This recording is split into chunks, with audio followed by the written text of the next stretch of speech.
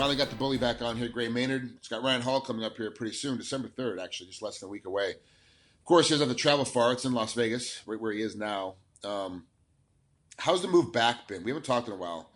Before you were in Santa Cruz, and now you're back in Vegas. How was the move? Yeah, the move back was pretty good. It's good to be home, even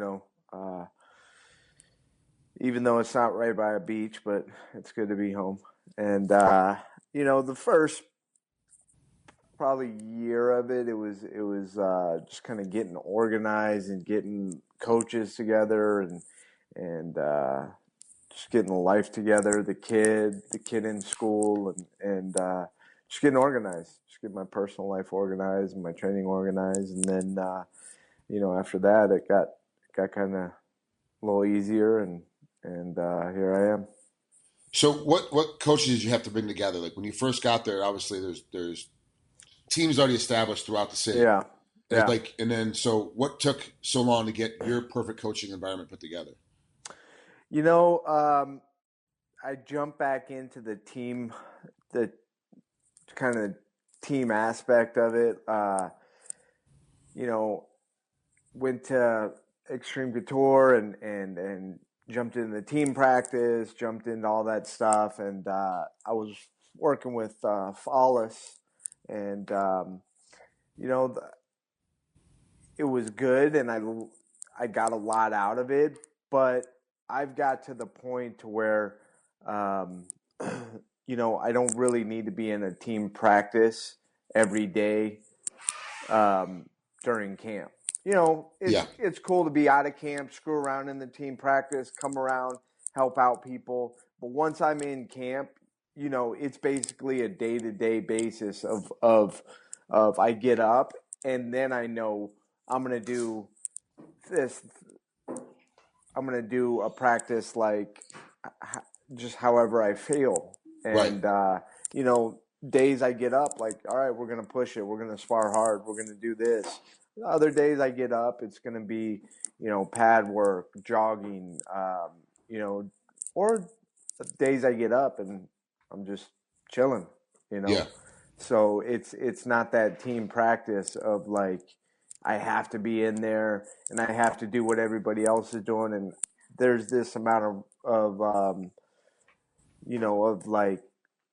sparring I have to do. Right. So, it's kind of more of training camp that's geared towards me and all the coaches agree it's good. And that's what we do now. So you're no longer you're not really doing the team stuff anymore when you're in camp. So, but who are the coaches then? Eric, I got Eric over there. He's kind of organizing all my sparring partners. He's holding pads a little bit. He does a lot of getting the camp organized. Jimmy Gifford, he's my pad holder. We've been going pretty good together now for about 2 years. Okay. And then we just bring on a couple guys, to spar and to drill with and to grapple. And who do you work with? You don't have a specific grappling coach per se, or a specific wrestling coach per se. No. And who are you using for strength and conditioning? Strength and conditioning, Brent Browner. He's up at Fertitta's gym. He's a good guy. Okay. How long have you been using him? I started last camp with him. Oh, okay. So yeah. I mean, I do about a day a week with him, but a lot of it's just putting in the road work, doing sprints on a field, doing hill sprints, on my own, and just kind of hearing my body out more. Well, it sounds like you got older. You got more, and it's honestly what it is. It's like, you're like, I don't need to be in there getting banged up by 22-year-olds every day. Like, I don't need to, like, I've already done that. I've already gone through that portion. Yeah. Every professional MMA athlete needs that portion within their career where they're like, I'm in team practice and, Tuesdays is sparring and Thursdays is grappling and Fridays, everybody straps up and we go nuts. And it's like, that's just, but you get to a point where you're like, I don't need that anymore. Like I'm at a level where I understand the timing, I understand the rhythm. Yep. But you kind of found that rhythm and pattern earlier than most guys did. You kind of pulled that together. Yeah. And that was one of the reasons why you moved up to Santa Cruz. And that's why I've been wanting to do this type of stuff for a long time, but you get so much resistance off coaches, you know, and they just don't believe in it because, you know, they're not the ones in there putting the work in, you know. Right. They're just like, well, you know what, we are just going to make sure that he wins because we're going to train harder than everybody else. Right. Well, that's a great idea, but it's also pretty freaking tough, you know. So, yeah, that's Stella. Hi, Stella.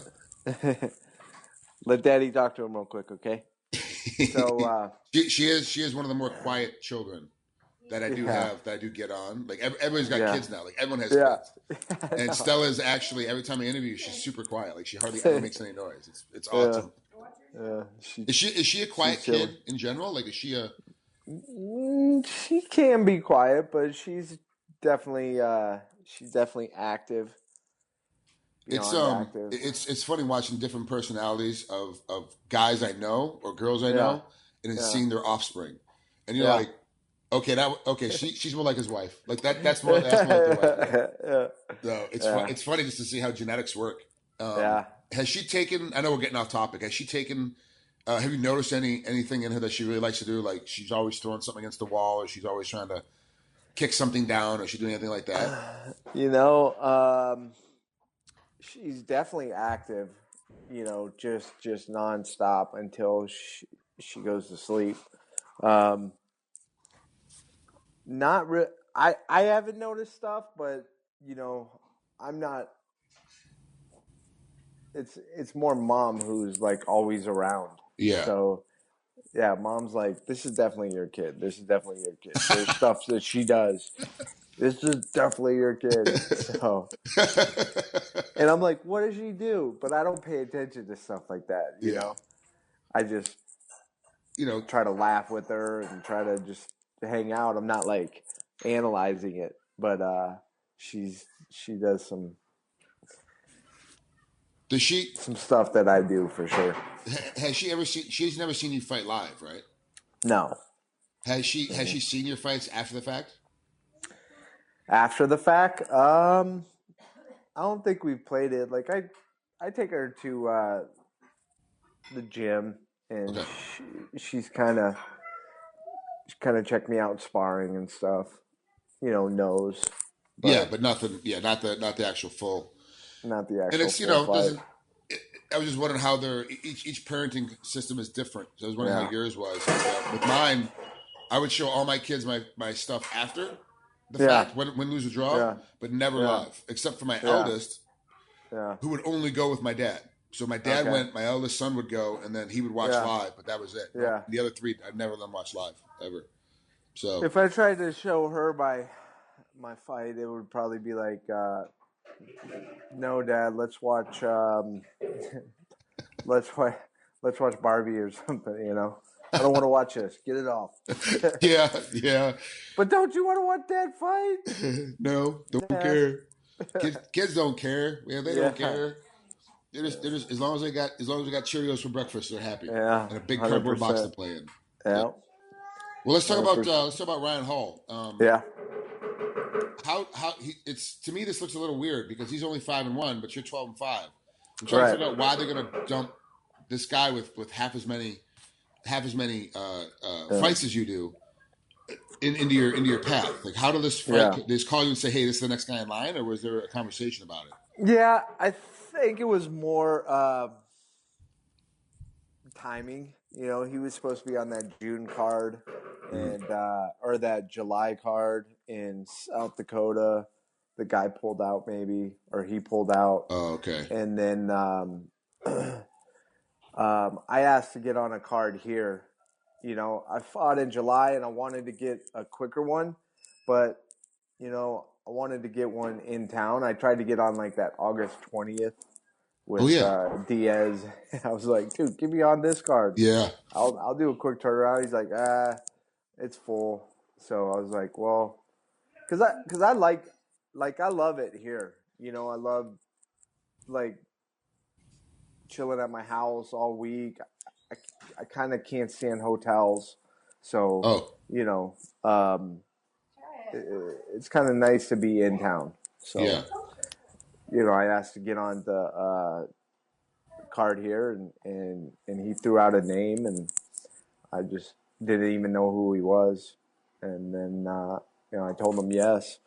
So I think because he won the TV show, maybe he has a good name. I don't know. He definitely has a bigger name than most guys with his record, at least. I mean, Okay, yeah. So, and that's got to be the reason why. But what did you see when you watched tape on him? Was there anything specific that pops out at you? Yeah, I mean, obviously he's a heel hook guy, you know, and he dives in on that like heel hook. It's kind of like an Imanari role. Okay.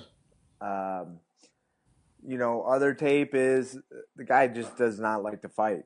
You know, it doesn't look like that. It doesn't look like you know, he's really into this sport because he loves MMA. You know, he's into this sport to try to bring you know,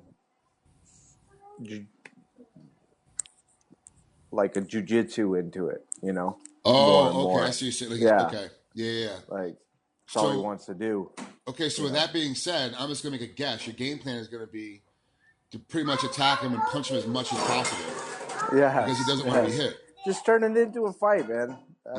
That's That's always you know, it's always a good fight to be in when the guy's not battle tested, you know, and you bring the battle to him. Yeah. All right, great. Well, thanks for coming on here, man. I know it's a Sunday morning, it's family day, so I won't keep you longer.